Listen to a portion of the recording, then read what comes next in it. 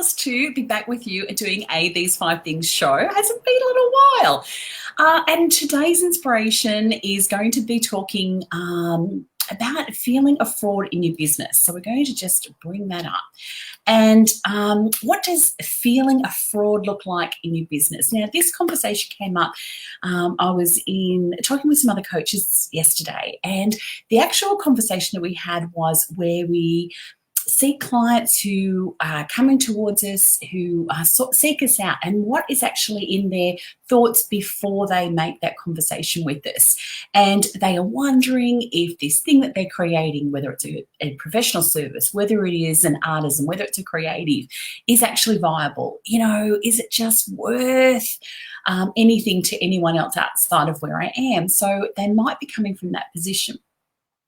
And one of the things that they do is decide whether they are actually worth getting some professional help and taking it to the next level. And one of the things that they really do get concerned about and holds them back from the opportunity of extending their skill set and expanding in their business and earning more money is investment into their business. So whereas a tradie would go to trade school, invest in their saws or their, electrical tools or their kit bag or whatever they needed to. It's just a matter of fact. Often when women who are running their own business, they don't see it as the same investment. The other part that they sort of feel anxious about is what's going to be revealed. Are they going to be seen to be fraudulent? Are they going to be seen that someone is going to judge them?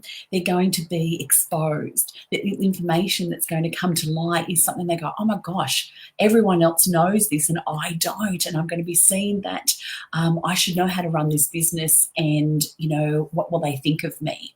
Or what will they think when they see the numbers? Or that I don't get how to do metrics, or I don't understand how to market my business, or the ideas.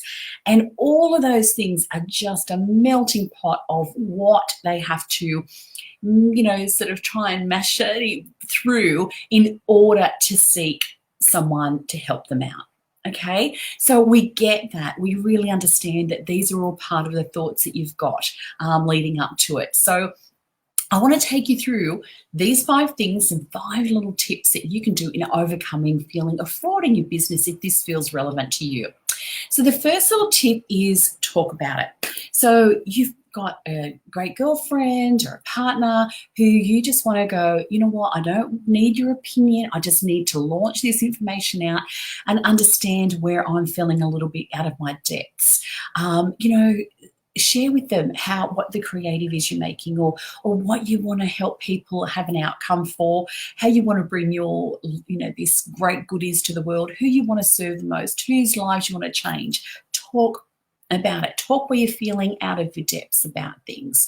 Because when you look at it, it's just that you aren't seeing the entire worth of the thing that you're making or creating or bringing to the world, especially if you've got, retail. You can be designing your own skincare at home. You can be, creating a service for someone, doing, their photography or whatever it might be. It doesn't matter what the item is. Each of the people behind those tools are going to feel this at some point. Is this hitting the mark? So talk about it. The next thing I would say is get a performance review. So this is really someone external who has some skill set, who's understood, being in business for a long time, being in business as a solopreneur, having an extended team, whatever it might look that's going to feel the best match for you. And getting them to have a look at, what does your metrics look like? What does your plan look like here? What is your outcome? And just have a bit of an overview of that, a bit of a strategic check-in, and saying, hey, what is it that you want to accomplish? And hey, you've just got a few things, a left off center here. Let's get on track with that way. And often when you're in the middle of it, you forget where the gold is. You've been kicking around these things for too long and you just think that it's all just rubbish, and there's not. So someone great is going to come in and sort of say, hey, these are the gold nuggets. Let's pick those off, dust them off, and let's reframe and keep going again. Okay, so definitely get that in for yourself.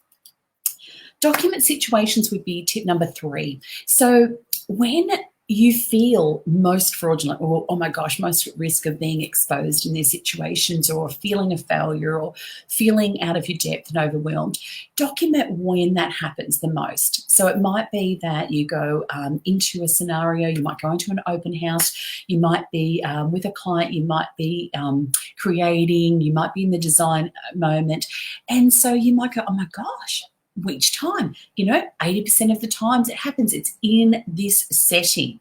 So what's in that setting? Potentially it could be some equipment isn't most ideal. It's frustrating you. It's not reliable. That needs to look. Maybe the environment that you're doing the work in needs to have some few changes in order for you to do it. Maybe it's a clientele you're working with. There might be some commonalities you just did not even see that are making you feel like your delivery or your actual craft or your item isn't as valuable as what you think it is. Okay, so have a look at those. Number 4 is encouraging reviews. So ask your clients, ask your advocates, your suppliers, vendors, whoever it might be, to write a Google review, give you a testimony you can pop onto your Facebook page, onto your website. And that encourages you to go, wow, I can actually see the tangible results. So getting them to identify how their life was before they work with you, how it was during and then afterwards, is a really valuable way for you to understand through the commodity of your unique gifts and skills. You have been taken someone from here, their pain point, to their solution. You have helped do that. So that is so valuable. You're the first person that absorbs that in, takes that in. And when you work on your own, getting that recognition is really through the client's delivery and their expectations being met. So definitely do that. And last, point 4 on these 5 things is about your confidence versus conceit. We want to boost your confidence. And so what does that, thing is, when confidence comes, it means that you can see, that you can get the job done and you're going to get it done well. Conceit is a very different in identity, and that is that you need credit for things, that you're a solo person, you're not working in a co-creation situation with the clientele, and it has a very different driver of needs compared to feeling more confident. And confidence comes with a step being accomplished, and then it's layered on top of layer on top of layer. And it's the courage to take the next step, right? So what are things that you can actually do to help boost your confidence? There's actually a really great article I've come across, and I'll pop it on the comments below so that you can have a little read of that as well. So think about these little points that I've given you and where you might be struggling the most right now out of any of those.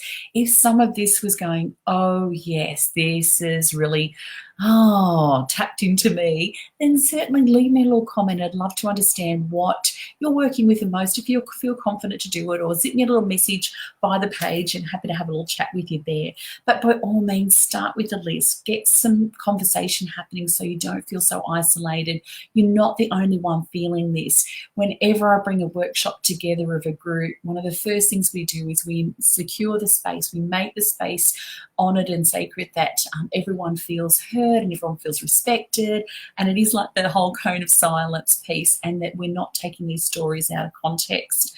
The other thing is that they come to life knowing that this information and the way that they're feeling is not unique, that so many other women who are running their businesses are feeling a similar flavour. They go, oh my, yes, you can feel it. As soon as someone braves the conversation to start, also people, 10 other people go, oh, yes, I'm with you on that. Oh my gosh, thank goodness that you said that.